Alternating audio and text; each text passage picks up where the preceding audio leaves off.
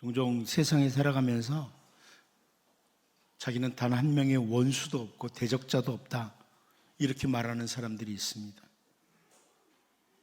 누구나 다 사랑하기에 어떤 원수도 대적자도 만들지 않는다, 스스로 자기를 좋게 평가하는 이런 사람들이 있습니다.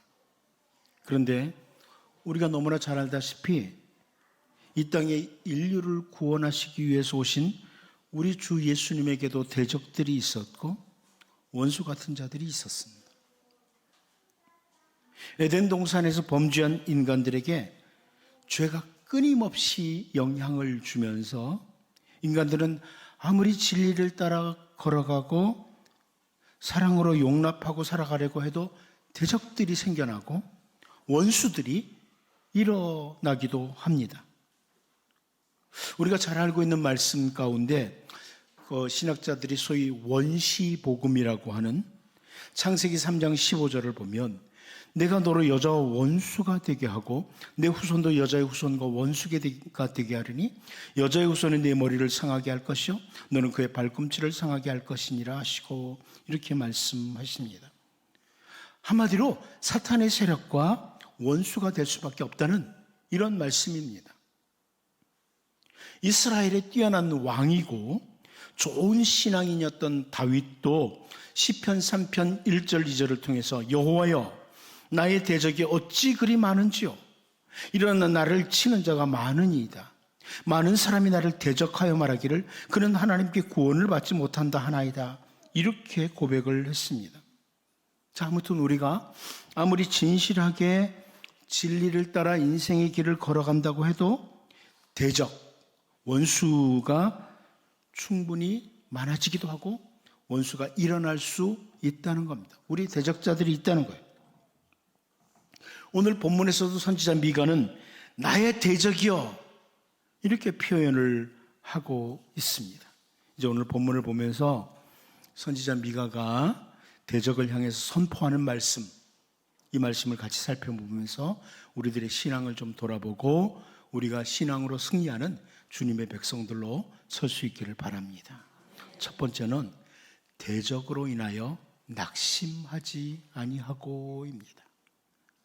대적으로 인하여 낙심하지 아니하고. 오늘 본문 8절 말씀을 다시 한번 같이 읽어봅니다. 봅니다. 시작. 나의 대적이여 나로 말미암아 기뻐하지 말지어다.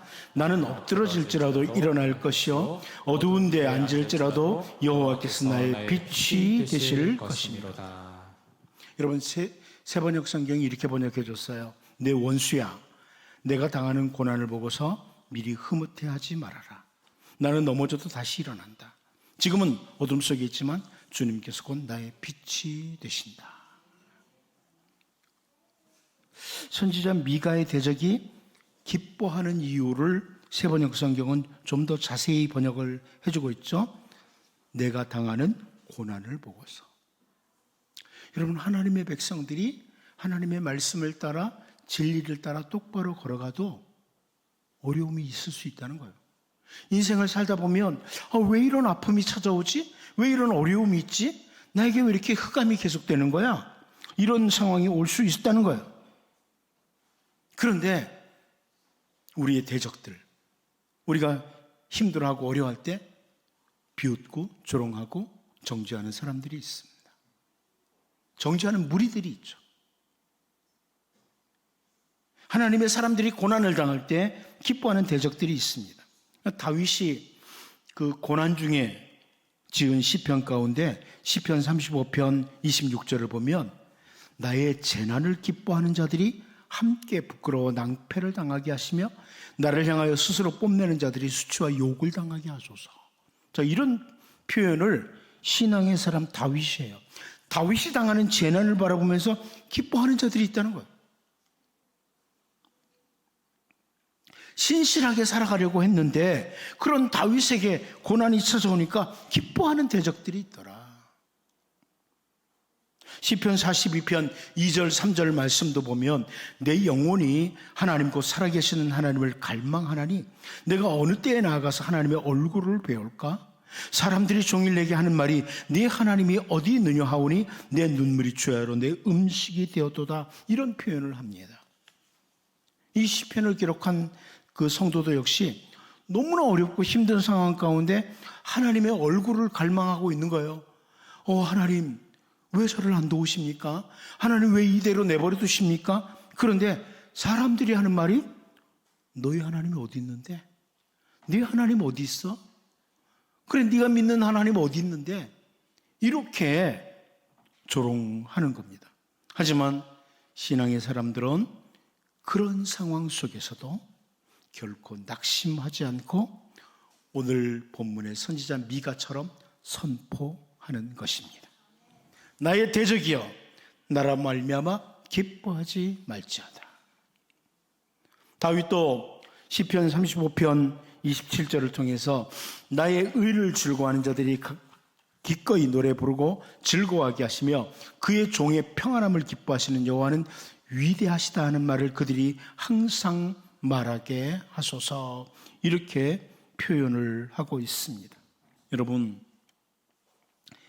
선지자 미가가 대적으로 인해서 자기를 대적하는 자들로 인해서 낙심하지 않고 하나님께 소망을 둠으로 선포하는 이 표현을 보면서 인생을 사는 동안 참 때로는 힘들고 거칠고 어려운 상황을 만나도 사람들이 하는 말이 네 하나님 어디 있는데, 이런 상황을 만나도 여러분, 우리는 여전히 하나님께 소망을 두고 오히려 나의 대적이여, 내가 지금 당하는 이 상황으로 말미암아 기뻐하지 말지어다 선포하고 살아가는, 당당하게 선포하고 낙심하지 않고 살아가는 이런 주님의 백성으로 살 수 있기를 바랍니다. 두 번째는 하나님의 백성의 회복입니다. 하나님의 백성의 회복이라. 우리 본문 8절을 다시 한번 같이 읽어보겠습니다. 같이 봅니다. 시작. 나의 대적이여, 나로 말미암아 기뻐하지 말지어다. 나는 엎드러질지라도 일어날 것이요 어두운 데 앉을지라도 여호와께서 나의 빛이 되실 것이미로다. 아멘. 하나님의 백성은 엎드러져도 일어난다, 이런 표현을 함으로 선지자 미가는 회복을 선포하고 있어요. 우리는 반드시 일어납니다. 나는 반드시 일어납니다, 이렇게 선포하는 겁니다. 여러분, 힘들고 어려울 때 선포하는 겁니다. 나는 반드시 일어납니다. 스스로에게도 선포해야 돼요. 자기 자신에게도. 하나님의 자녀인 나는 반드시 일어난다. 그리고 때로는 우리를 조롱하는 사람을 향해서도 선포하는 겁니다. 우리는 반드시 일어납니다. 이스라엘 백성들이 하나님이 허락하신 약속의 땅에서 살면서 하나님의 말씀을 놓치고 죄의 길로 달려갈 때 하나님께서는 징계를 하실 것이라는 말씀을 모세를 통해서 해주셨어요. 너희들이 말씀을 떠나가면 징계가 있다. 그 징계를 선포하는 말씀 가운데 신명기 28장 63절 64절을 보면요, 여호와께서 너희에게 선을 행하시고 너희를 번성하게 하시기를 기뻐하시던 것 같이 이제는 여호와께서 너희를 망하게 하시며 멸하시기를 기뻐하시리니 너희가 들어가서 차지할 땅에서 뽑힐 것이요 여호와께서 너를 땅 이 끝에서 저 끝까지 만민 중에 흩으시리니 네가 그곳에서 너와 네 조상들이 알지 못하던 목석 우상을 섬길 것이라, 이런 표현을 합니다. 이 표현대로 이스라엘 백성들이 약속의 땅에 들어가서 우상 숭배의 죄에 빠져요. 하나님을 놓치고 말씀을 놓치고 우상 숭배의 길을 걸어갑니다. 죄의 길로 달려갔어요. 그리고 여기 신명기 28장에서 경고하신 대로 이스라엘 백성들에게 징계가 임했습니다. 그리고 여러분 잘 아는 것처럼 포로의 땅으로 끌려갑니다.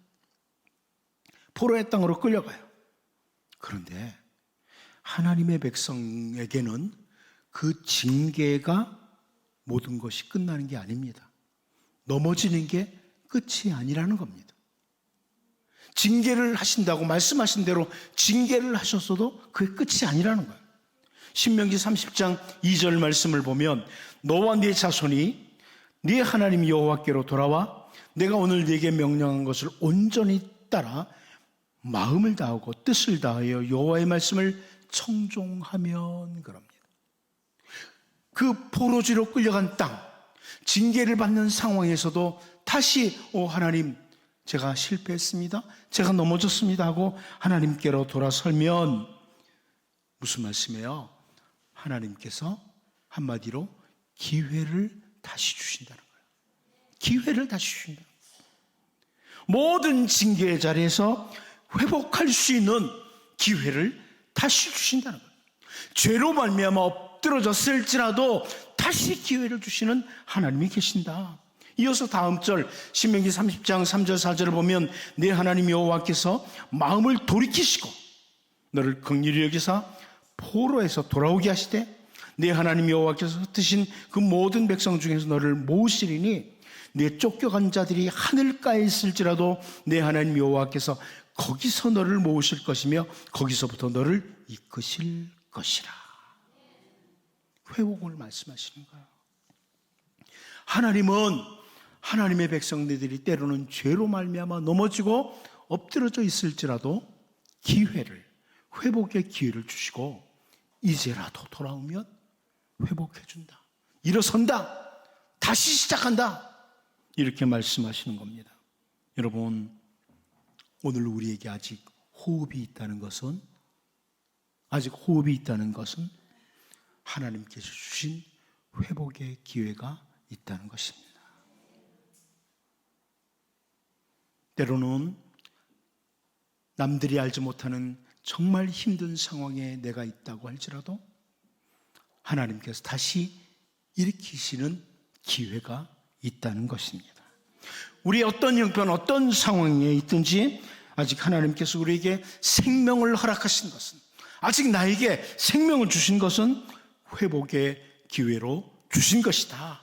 이것을 확인하셔야 됩니다. 다시 다른 표현으로 말하면 오늘은 회복의 기회입니다. 오늘이 회복의 기회예요. 기회를 자꾸 미루지 마십시오. 오늘이 회복의 기회라. 하나님, 오늘 나를 다시 일으켜 주옵소서. 하나님, 나를 다시 세워 주옵소서. 기도할 수 있는 기회입니다. 선지자 미가가 엎드러질지라도 다시 일어난다, 이 표현하는 것을 보면서 바로 오늘이, 지금이 나를 일으키시는, 회복시키시는 이런 기회라는 걸 기억하고 바로 오늘 하나님의 얼굴을 구하고 하나님의 회복하심을 기대하며 기도하는, 그래서 넉넉히 세워주시는 하나님의 은혜를 경험할 수 있기를 바랍니다. 마지막 한 가지 더 보겠습니다. 하나님의 백성의 회복의 근거가 뭐냐는 거예요. 그럼 이렇게 회복되는데 회복의 근거가 뭐냐? 우리가 어떻게 해야지 회복할 수 있느냐?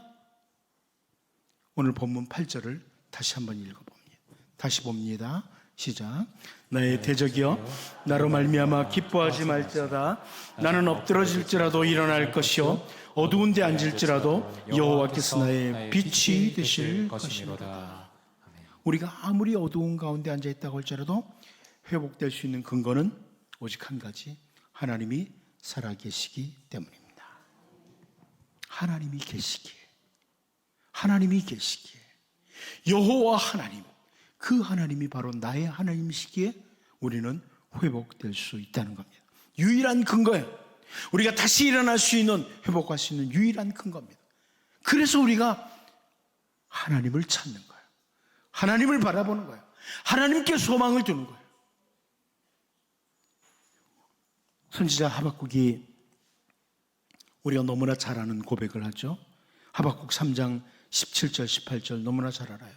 찬양으로도 나와서 비록 무화과나무가 무성하지 못하며 포도나무에 열매가 없으며 감람나무에 소출이 없으며 밭에 먹을 것이 없으며 우리의 양이 없으며 외양간에 소가 없을지라도 나는 여호와로 말미암아 즐거워하며 너의 구원의 하나님으로 말미암아 기뻐하리로다. 아멘. 아무것도 없어도, 모든 것이 맨 밑바닥에 있다고 할지라도 하나님께 있다는 겁니다. 하박국은 하나님을 바라보는 거예요. 남쪽 유다가 완전히 멸망 상태에 빠져도 소망은 하나님께 있다. 회복은 하나님께 있다. 여러분을 일으키실 분은 하나님뿐입니다. 하나님밖에 없습니다. 하나님 바라보십시오. 하나님을 붙드십시오. 하나님의 얼굴을 구합니다. 이렇게 기도하고 나가셔야 됩니다. 다윗도 자기의 대적들이 비웃고 조롱하는 상황 가운데서 시편 35편 9절을 보면 내 영혼이 여호와를 즐거워하며 그의 구원을 기뻐하리로다. 이렇게 고백합니다. 내 영혼이 여호와를 즐거워한다. 하나님을 바라본다는 거예요. 하나님께 소망을 둔다는 겁니다. 하나님만이 회복의 근거라는 것을 너무나 잘 알았던 다윗의 고백입니다. 여러분, 오늘 본문에서 회복의 근거는 오직 하나님이심을 고백하는 선지자 미가의 선포를 보면서 이제 오늘도 살아계신 하나님, 그리고 나를 위하여 오늘도 일하시는 하나님, 우리의 회복도 오직 하나님께 있음을 확신하면서 그 하나님을 향해서 더 얼굴을 향하고 하나님을 구하고 하나님께 소망을 두고 나아가는 우리 모두가 될 수 있기를 바랍니다. 기도합니다.